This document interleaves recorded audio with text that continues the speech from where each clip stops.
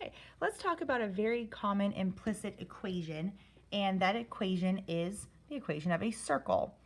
The equation of a circle, if you remember from a previous class, is x minus h squared plus y minus k squared equals r squared, where h and k is the vertex, or not the vertex, it's the center of the circle, and then r is the radius of that circle. So the right hand is r squared, so it's not just the radius, it's radius squared.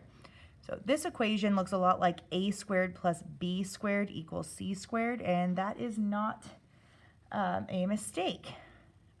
It is also very similar to sine squared plus cosine squared equals 1, like on your unit circle.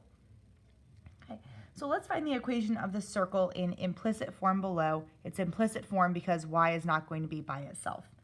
All right, so the center of our circle is 3, -2. And then the radius, starting from the center and just working our way to the side, has a distance of 5. So our equation looks like x minus 3 squared plus y minus a -2, so y plus 2 squared equals 5 squared, so 25.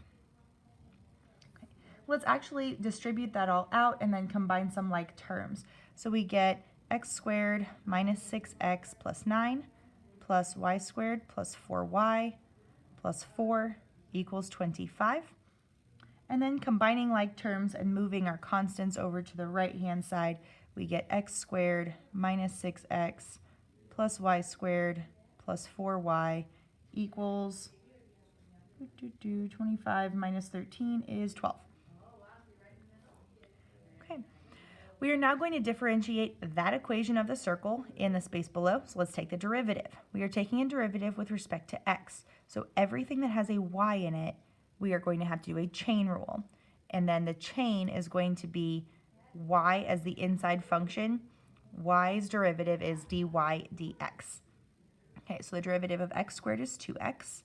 Derivative of -6x is -6. Derivative of y squared, here we go.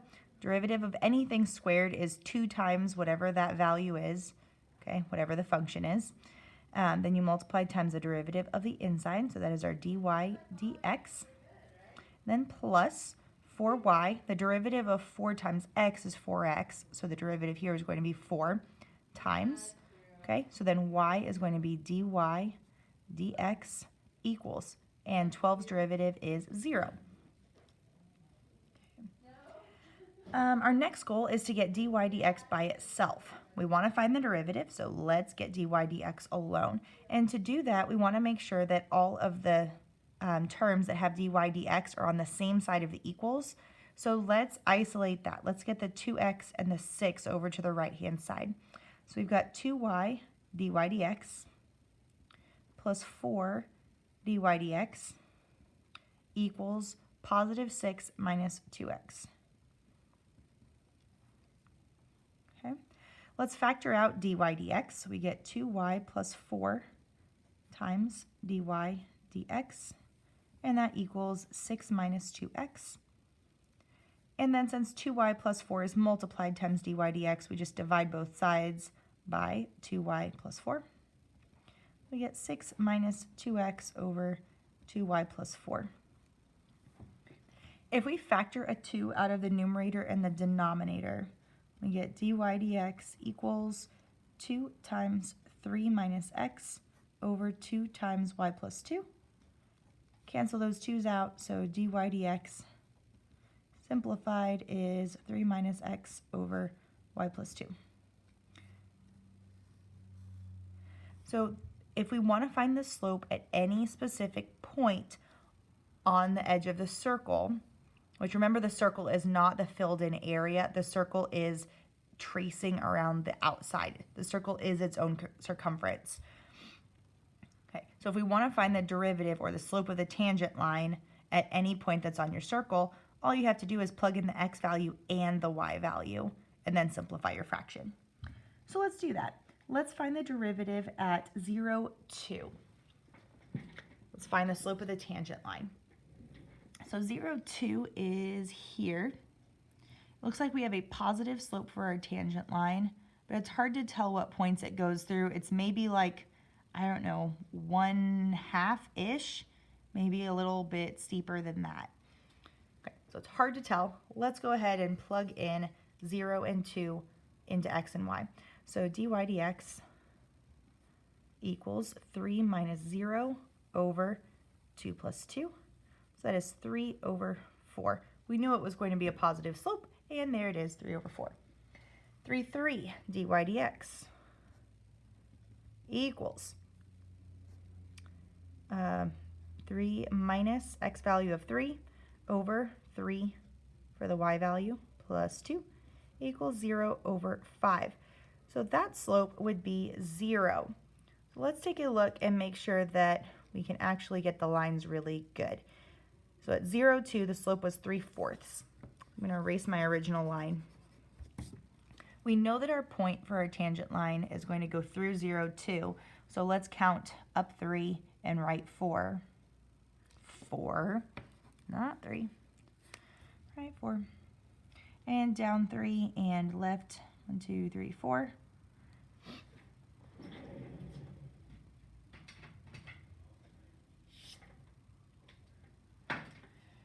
And then we just trace our line. Beautiful tangent line right there. Okay. At 3, 3, that point is right here. Well, if you think about it, that point is at the maximum, so it should have a slope of 0 for its tangent line.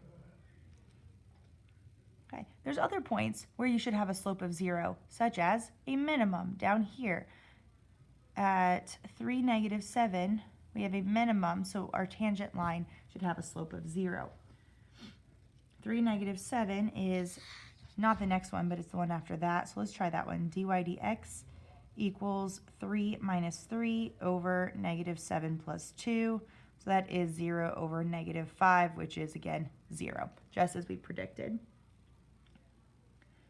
Okay, 8, -2, though, is a weird spot. That's way over here to the right on the circle. It is the furthest to the right point, and it looks like our slope of our tangent line is, well, our tangent line is a vertical line, so that slope would be undefined. Let's see what that looks like in the equation. dy dx equals 3 minus 8 over -2 plus 2, so that would be -5 over 0. Well, anything divided by 0 is undefined. Just like we said, the slope of the tangent line at 8, -2 is undefined. All right, 6, 2. dy dx equals 3 minus 6 over 2 minus 2. Sorry, 2 plus 2. So that is -3 over 4. dy dx equals 3 minus -2, so plus 2 over -2 plus 2. So we get 5 over 0, which is undefined again.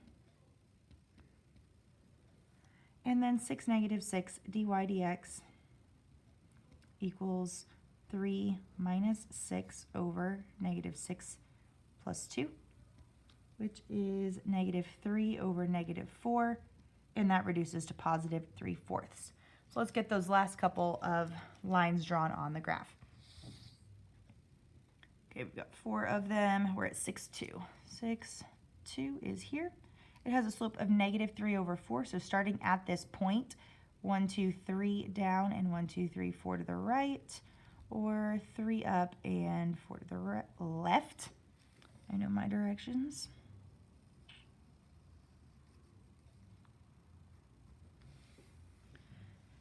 Okay, at -2, -2, that is the furthest left spot, which makes sense because our tangent is a vertical line. And the last point, 6, -6, is down here. 1, 2, 3, 1, 2, 3, 4.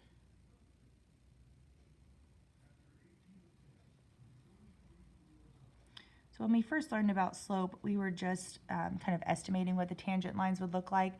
But if you put a point actually on your line and then graph the slope by counting rise and run from there.